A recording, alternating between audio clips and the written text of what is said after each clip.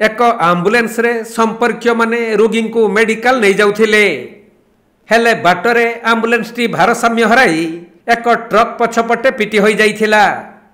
फलरे आंबुलेंस रो सम्मुख भाग भांगी रुजी संपूर्ण नष्ट होई जाइतबा बेले आंबुलेंस रे थिबा रोगी समेत 4 जण अति गुरुतर होइछंती।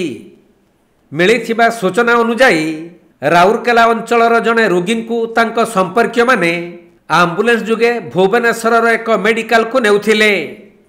तबे ढेंकानाल जिला कामाख्यानगर थाना नुआपाणी गाँ पेट्रोल पंप निकटरे एक ट्रक पछपटे आंबुलेंस टी भारसाम्य हराई धक्का देइथिला। फलरे आंबुलेंस टी भांगी रुजी चोरमार होई जिबा सह सेथिरे थिबा रोगी समेत 4 जण अति गुरुतर होइथिले। तेणु समस्तंकु उद्धार करा जाई कामाख्यानगर मेडिकल रे भर्ती करी चिकित्सा करा जाउछि।